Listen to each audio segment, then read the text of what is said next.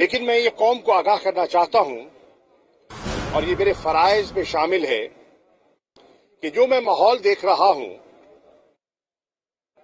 और जो मैं इलेक्शंस के नाम पर एक ड्रामा देख रहा हूं, वैसे एक सियासी कारकुन के मेरा फर्ज बनता है मैं इसको बेनकाब करूं। मैं आपको ताजी मिसाल देना चाहता हूं। आज जो इलेक्शन कमीशन की मुकर्ररा तारीख थी, उसके मुताबिक मैं अपने कागजात नामजदगी दाखिल कराने आया। इलेक्शन कमीशन के शेड्यूल के मुताबिक 6 तारीख, 7 तारीख और 8 तारीख को NA 156 मुल्तान 3 के कागजात वसूल करने थे ADCR ने, जिनको कि इलेक्शन कमीशन ने इस हलके का RO तैनात किया। कल रात अचानक एक नया मरासला जारी किया जाता है। वो शख्सियत जिसने हमें कागजात इशू किए, जिसके सामने मैंने आज पेश होना था, उनको तब्दील कर दिया गया। ऐसा कभी नहीं होता। इलेक्शन शेड्यूल जारी होने के बाद RO तब्दील, छोटा अफसर तब्दील नहीं होता कि जाए कि RO तब्दील किया जाए। इससे आपको अंदाजा होगा कि यह निगरान सेटअप किस किस्म के इंतखाबात करवाना चाहती है। पंजाब में जिस अंदाज में तबादले किए जा रहे हैं और मनपसंद तैनातियां की जा रही हैं, सियासी मकासद के हसूल के लिए, वो अब किसी से ढकी छुपी बात नहीं रही। पाकिस्तान के अवाम और शहरी ये इनके साथ जो मजाक किया जा रहा है वो देख रहे हैं, नोट कर रहे हैं। जो पुख्ता सियासी ज़हन रखने वाले लोग हैं और जो सियासी अमल का हिस्सा रहे हैं और इन चीजों को बारीकी से देखते हैं और समझते हैं, वो देख रहे हैं क्या हो रहा है। वो देख रहे हैं क्या हो रहा है, ये जानते हुए कि तहरीक इंसाफ को दीवार से लगाने की पूरी कोशिश की जा रही है, ये जानते हुए कि हमारे लोगों पर दबाव डाला जा रहा है, ये जानते हुए कि झूठे मुकदमात दर्ज किए जा रहे हैं, गिरफ्तारियां हो रही हैं, छापे मारे जा रहे हैं और एक इंतकामी कार्रवाई का माहौल आपको पूरे पंजाब में दिखाई दे रहा है। इन हालात में हम मैदान में उतरे हैं, जैसे मैंने कहा, अपनी जात के लिए नहीं, अपनी जमात का नुक्ता नजर पेश करने और इनके जो प्रोग्राम हैं उनको बेनकाब करने। पाकिस्तान के शहरियों को अपनी जिम्मेदारी निभानी होगी। इस वक्त आजमाइश है पाकिस्तान की अदलिया की कि जिस तरह आइन को,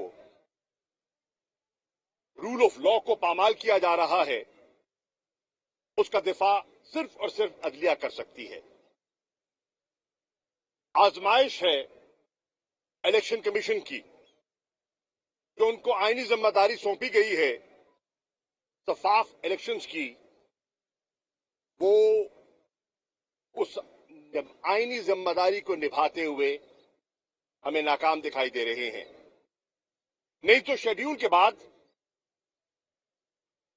आम अफसरों को छोड़िए, रिटर्निंग ऑफिसर की तैनाती और तबादला आज तक मैंने कभी नहीं सुना।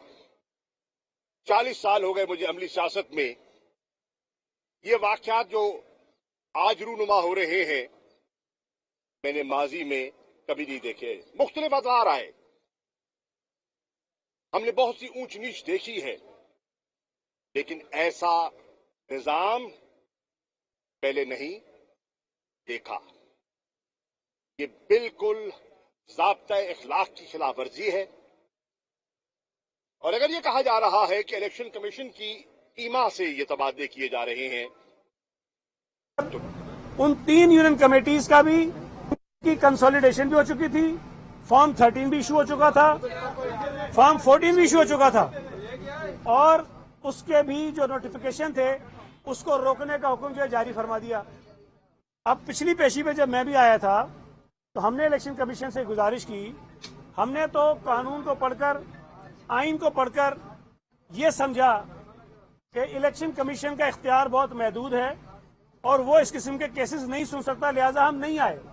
لیکن اگر آپ یہ کیسز سن رہے ہیں تو ایسی شکایات پیپلز پارٹی کے امیدواروں کو بھی ہیں, لہذا ہم وہ کیسز آپ کے پاس لائیں گے اور مہربانی کر کے ان کو بھی ان کیسز کے ساتھ آپ جوڑ دیجئے. تو آج جو ہے وہ 9 کے قریب کیسز ہمارے لگے, اور یہ میں بتا دوں کہ ان میں کئی کیسز ایسے ہیں جس میں پیپلز پارٹی کے جو ہارنے والے امیدوار تھے جن کا مارجن کم تھا, انہوں نے ریٹرننگ افسرز کو درخواست دی کہ اس کا ریکاؤنٹنگ کروائی جائے, اور ریٹرننگ افسرز نے وہ ریکاؤنٹنگ کی درخواست ہماری ریجیکٹ کر دی. یہاں یہ ایلیگیشن لگایا جا رہا ہے کہ چونکہ وہ سارے افسر سندھ حکومت کے تھے, پیپلز پارٹی کے تھے, اور پیپلز پارٹی کے امیدواروں کو انہوں نے فیور کیا. یا ہم نے ریکارڈ پہ چیزیں لگائی ہیں کہ انہی سندھ حکومت کے آفیسرز نے پیپلز پارٹی کے امیدواروں کی مغفرت کے لیے, پاکستان کے لیے انہوں نے یہی جو کام کیا تھا وہی بہت بڑا کام ہے.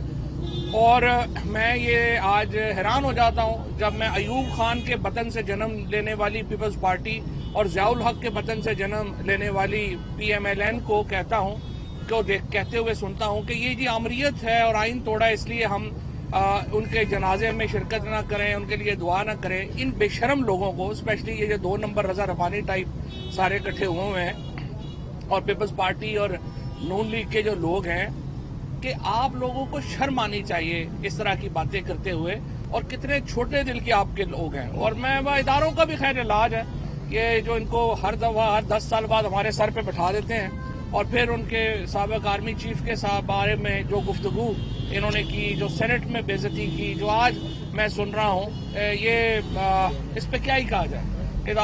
ہر اداروں میں بھی لوگ بیٹھے ہوتے ہیں, وہ ہر 10 سال بعد ان کو ہمارے پہ مسلط کرتے ہیں. اگر انتخابات کے نتائج قوم نے قبول نہ کیے تو وہ انتخابات بے معنی ہو جائیں گے. اگر سیاسی استحکام جو پاکستان کی ضرورت ہے, جو ہماری معیشت کی بحالی کے لیے لازم ہے, اگر وہ سیاسی استحکام حاصل کرنے میں ہم ناکام ہو گئے اور یہ انتخاب اس کا ذریعہ بن گیا اس ناکامی کا, تو یہ پاکستان کو بہت بڑا نقصان ہوگا. یہ آزمائش ہے